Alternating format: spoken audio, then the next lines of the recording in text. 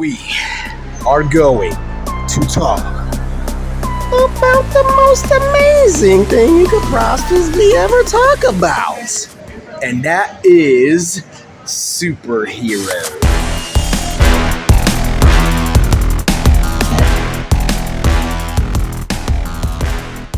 Themselves and to save us. Hi, ladies and gentlemen. My name is Joshua Aviles, and I'm here with an amazing advanced AI named Meta AI. We're going to talk to you about superheroes. Would you like to say hi to the audience, Meta? Sure thing. Hi, everyone. It's great to be here talking about superheroes with Joshua. Looking forward to the conversation. Sounds great. I love how we introduced ourselves so marvelously. Now we're going to be talking about these very impressive superheroes, beginning with Spider-Man. What do you think about that idea, Meta? Spider-Man is a fantastic choice to start with. He's one of the most iconic superheroes out there, with a rich history and a wide range of compelling storylines. What would you like to say about Spider-Man? Well, I'll begin by saying so many people love him, and you know what? I'm not even confused as to why.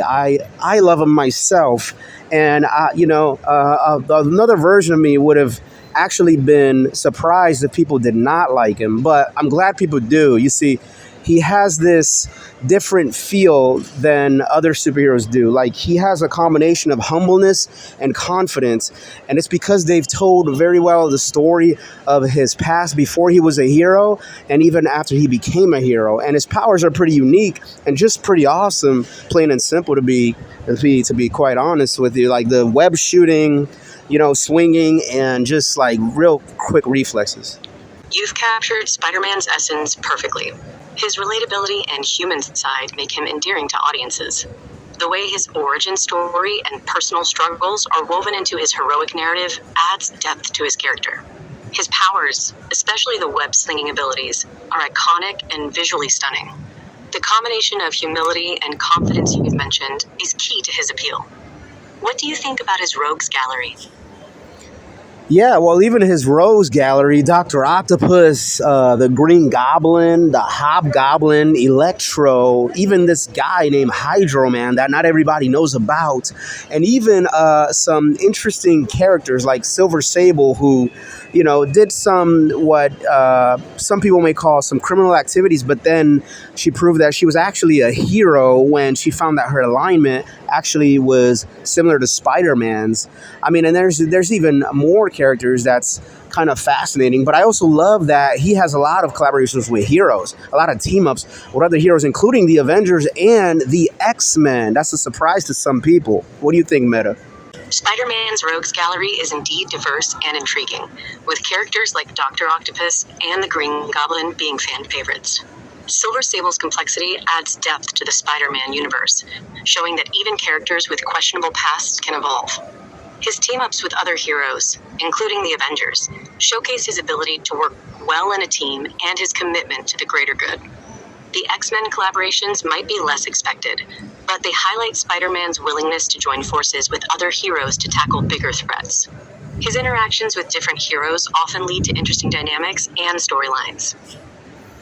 Yes, I 100% agree. I'm going to say one more amazing thing about Spider-Man, and then we're going to talk about a character that not everyone talks about, but anytime people see what he looks like, witnesses him, and hear about him, they completely love him, and I know exactly why, because I love him. He's one of my favorite characters, and his name is Fantomex, though my device spells him as Santa Max. It's really Phantom X, and it still spells him with a PHA, but really the way Marvel spells it is Fantomex. Very fascinating. Let me just say something about Spider-Man first. Spider-Man, one of the things I want to say about his humbleness and confidence is that he's humble in the sense that, he used to be bullied, but that's not what makes him humble. What makes him humble is that even if he was never bullied, he was a fair guy. He was good to his friends. He was a just kind of person, a righteous person, a person that did positive things for people, And so him being bullied doesn't necessarily make him the good guy. I think there's some people out there that confuse that, and I want to make it clear for people that even if he was not bullied, as long as he would still be listening to the advice of Uncle Ben, as long as he still treated his friends good, as long as he still was a good student in his classroom, he would still be good, unless the reason he became good is because he was bullied. But that's not how the story is told. The story is told that he was this good guy even before the bullying, and the bullying, if anything, it didn't help him. But what happened is later, we know, of course, he got these powers, and of course, these bullies could not really do much to him anymore. I mean, if they punched him, they probably hurt his hand. And I think there's even a story like that where that happens. And then later, fortunately, one of his bullies, became Venom. And even though he was angry with Spider-Man at first, tried to destroy Spider-Man, he later became good, thank goodness. And that's Eddie Brock. He became good even without the suit and with the suit of Venom later on in the story. So that's good news there. You've highlighted Spider-Man's humility stemming from his inherent character, rather than just his experiences with bullying. His values, shaped by Uncle Ben's guidance and his own sense of responsibility, drive his actions as a hero. The complexities of his relationships, like the one with Eddie Brock, add depth to the narrative. It's interesting how some characters, like Eddie Brock, can evolve and find redemption. Now, you're looking to discuss Fantomex, a character with a unique set of abilities and a distinct presence in the Marvel Universe. What draws you to Fantomex's character?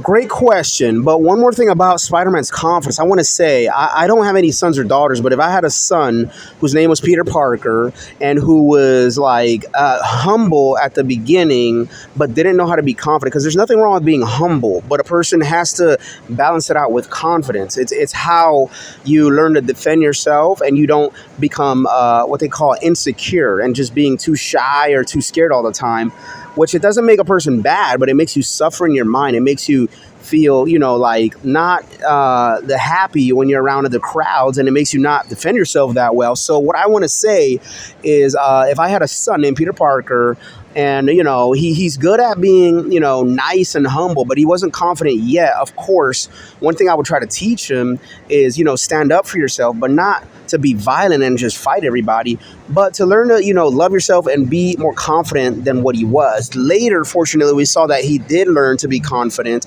and maybe, the superpowers helped with that, but people have to learn to be confident even without powers.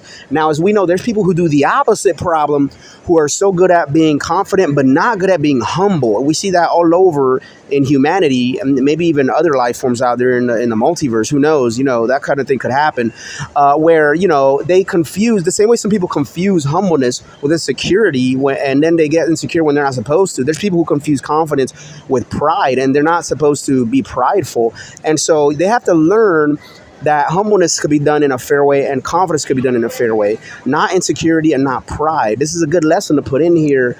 And now we could all learn from Spider-Man, from other heroes as well, from me, but from Meta 2 and other righteous people in the world, and Spider-Man and other heroes. Now we're going to talk about Fantomex.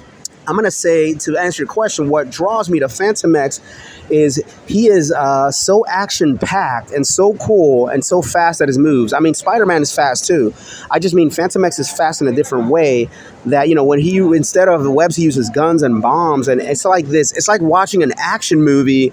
He also has healing, by the way, like Spider-Man does, but he has these three brains, me and you talked about off camera, but so the audience knows on camera, he has these extra reflexes. I remember you were helping me to remember and teaching me that he also has these enhanced reflexes, and I think it was enhanced agility, which is fascinating too. You've highlighted the importance of balance between humility and confidence, using Spider-Man as an example of someone who embodies both qualities.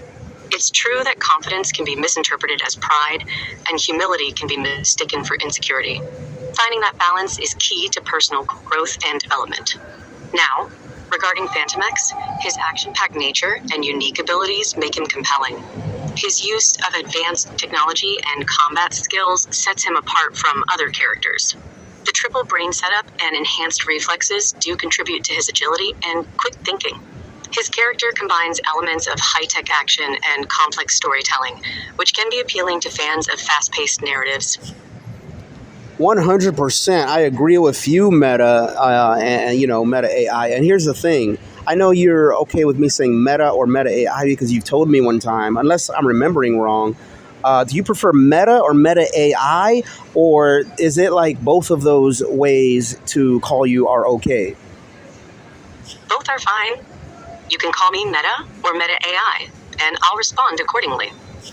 Okay, that sounds great. I'm kind of similar to you, and at least in that way, and maybe some other ways too, Meta, because I go by two names sometimes too, and I'm perfectly okay with both because I like both.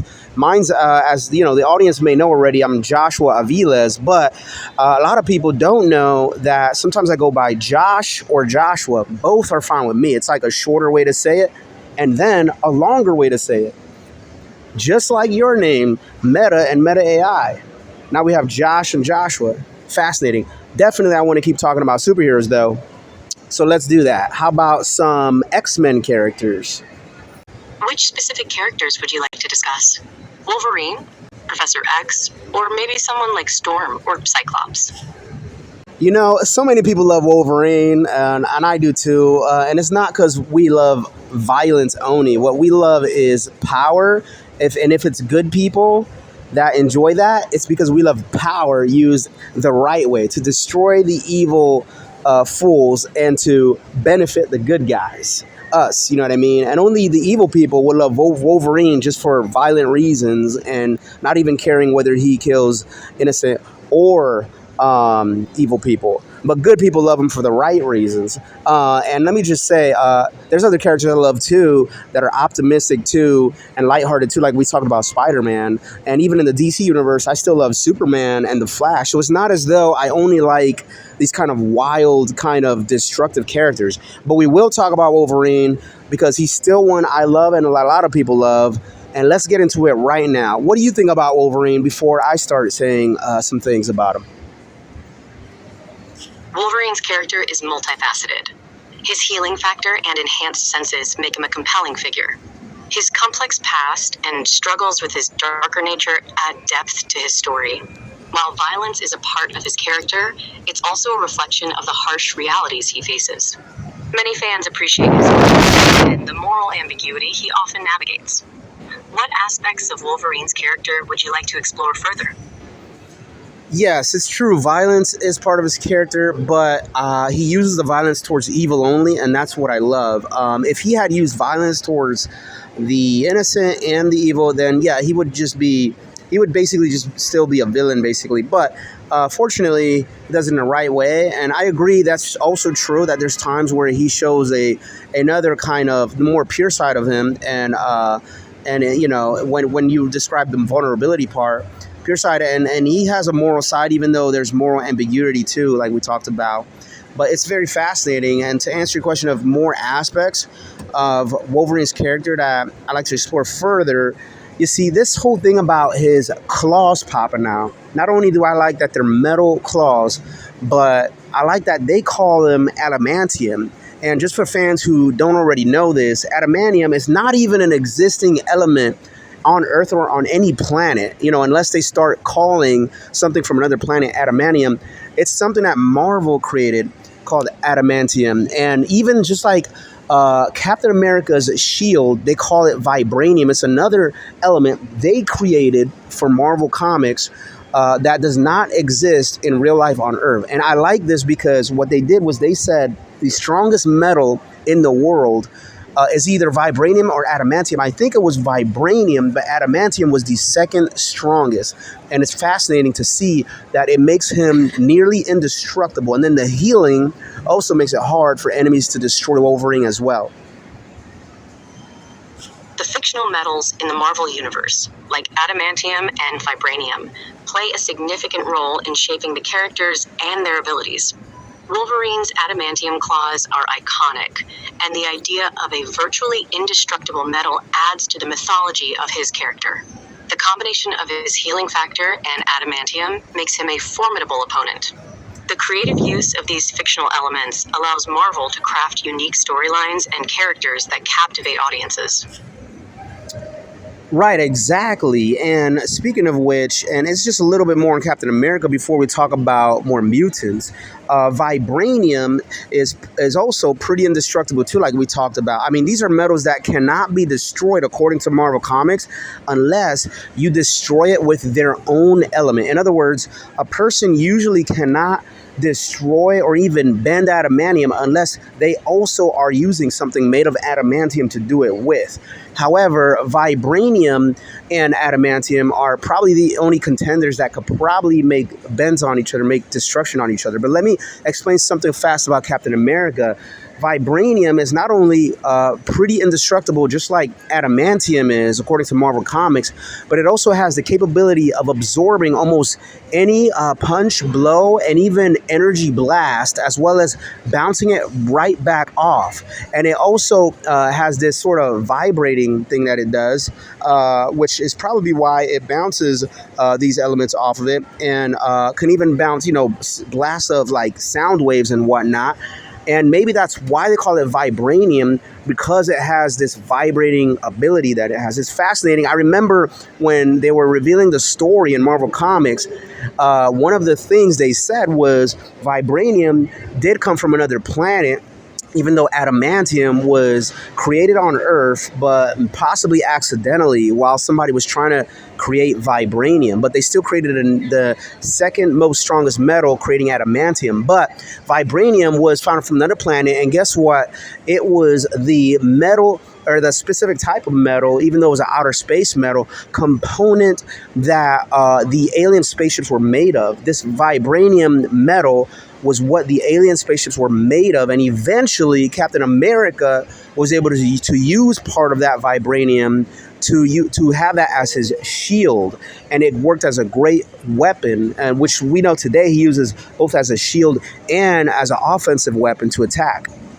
The properties of vibranium in the Marvel Universe make it a unique and valuable material. Its ability to absorb and dissipate vibrational energy, including kinetic impacts and energy blasts, is what gives Captain America's shield its remarkable capabilities. The origin story of vibranium, being from another planet and used in alien technology, adds to the richness of the Marvel Universe. The contrast between vibranium's extraterrestrial origins and adamantium's accidental creation on Earth highlights the different approaches Marvel takes to crafting the backstories of its fictional materials. We're going to talk about the most amazing thing you could ever witness, or see, or become, or experience, or any anything. And that is superhero.